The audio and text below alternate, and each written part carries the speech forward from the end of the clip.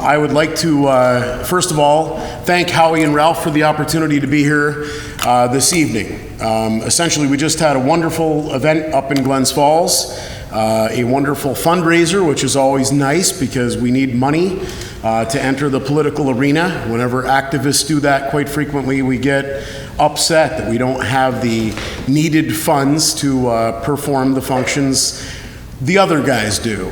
And that has a lot to do with what I like to call swag.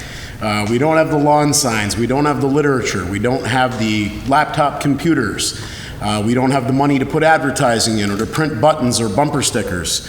That stuff's not really expensive, but if you are running a congressional race, or like Howie, you're running a gubernatorial race, you're talking about many tens of thousands of dollars. And for green campaigns, that's huge. So the opportunity Ralph has given us to get together with all of you to raise funds, I'm not here to raise money for myself at this particular event. I'm here to encourage you to spend every cent you can on Howie Hawkins, because what Howie has done is tirelessly advocated not only for the environment, but for independent politics. And I am not a supporter of Howie's, I'm a fan. I love Howie, I think he's amazing. And I feel the same way certainly about Ralph and many other people, including that woman right back there, Alice Green, sitting at the back of the audience. 28% against the Albany Democratic machine. That's an amazing woman. These are people I am a fan of because I'm not going to ever touch their legacy and what they have done. What I am going to do, though, is I'm going to get elected to Congress. I'm going to be the first Green elected to Congress. Yeah, believe it. I didn't believe it. I didn't believe it 6 months ago when I asked my girlfriend, who I love more than anybody else in the world, I said, should I run? Because I've been talking about it for 10 years, and Howie got us ballot status, and we all worked so hard on it, but it's just going to be an issues race, and the same 5 people are going to show up, and we're not going to have any money. And she thought about it for about a day, and she told me not that I could or that I should, but that I must.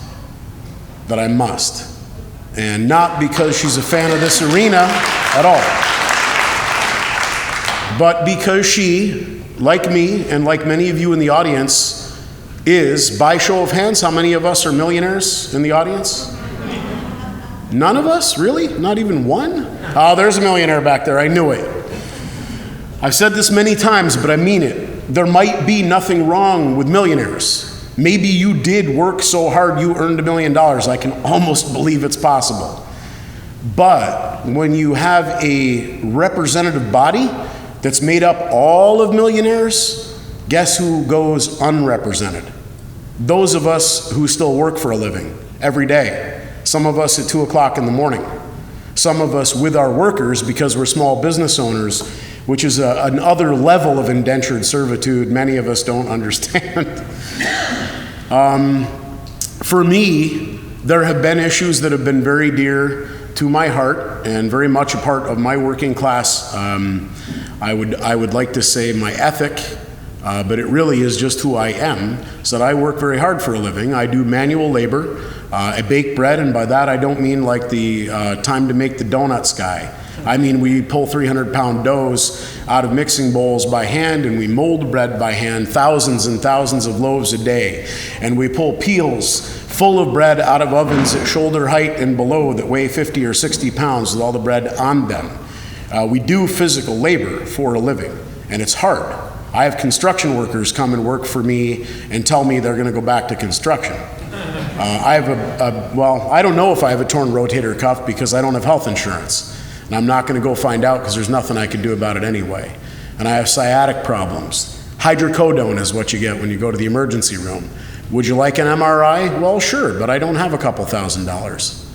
So these are issues that I face as a business owner. What are my workers going through? Well, my workers are struggling with me because I've made a conscious choice to live as they do in a small one-bedroom rented apartment. My vehicle is owned by the bank and I make payments. I don't have health insurance. I have more than a couple employees who make more money than I do, and all of us don't do particularly well. You know, we make a living.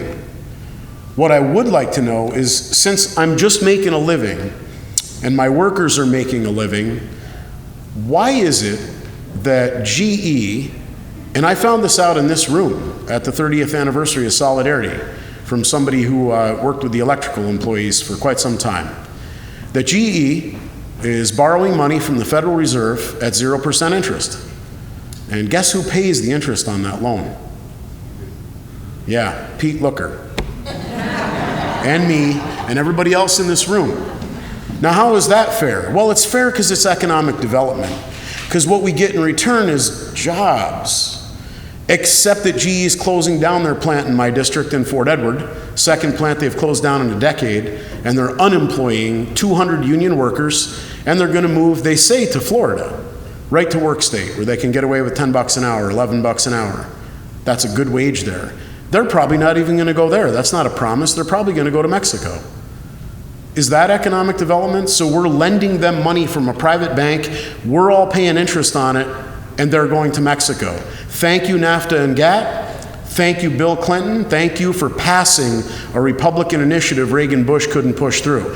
Thanks for destroying our manufacturing base and rendering us a third world country. When Democrats say to me, Matt, you're polling 10%, you're going to ruin things for our candidate, I say, good. Because your candidate's disgusting. Your party's disgusting. You're killing us. And I'm not weak. I'm not a member of the middle class.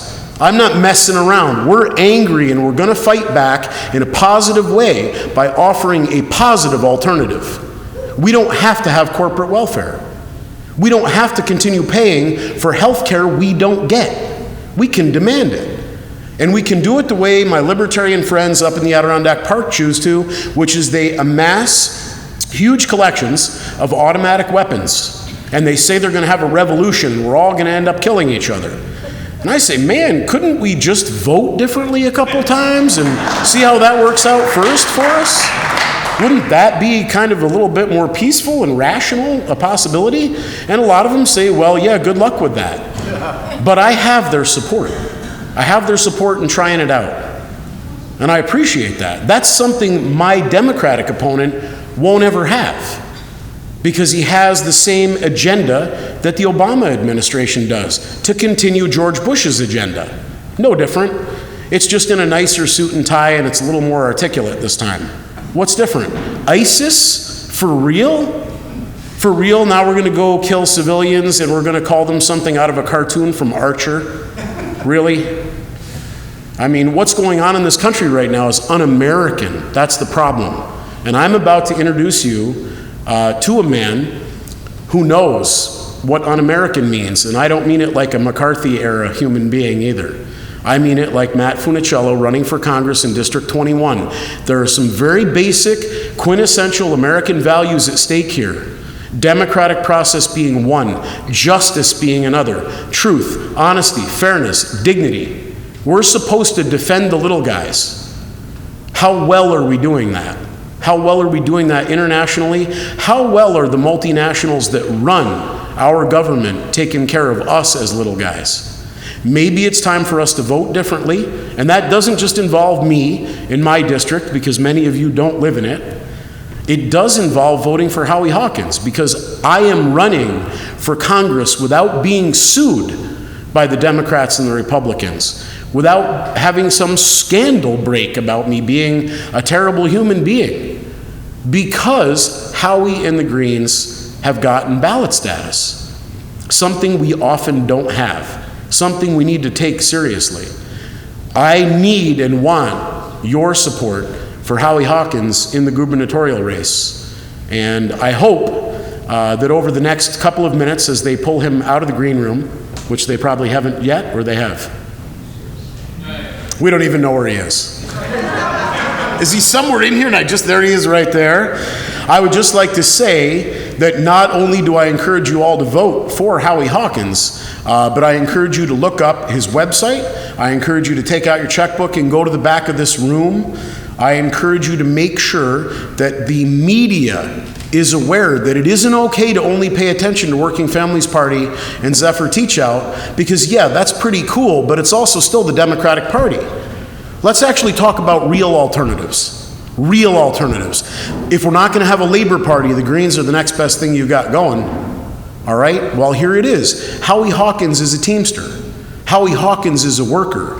Howie Hawkins is a Dartmouth grad. Howie Hawkins is a vet. He's a brilliant guy. He's a hard worker. Anybody who's met him or knows him knows these things about him and has respect for him. And what he's doing is working really hard to make sure people like me who want to run principled races and actually participate in democratic process in this country aren't shut out because we lack the money to fight these people. And all I can say to you is welcome Howie Hawkins along with me. If you do live in my district, the 2 or 3 of you here who might have driven down, please donate lots of money to me instead because I need it. But no, donate it all to Howie because he does need it, and that's why we're here tonight. Welcome Howie Hawkins, the next governor of New York State.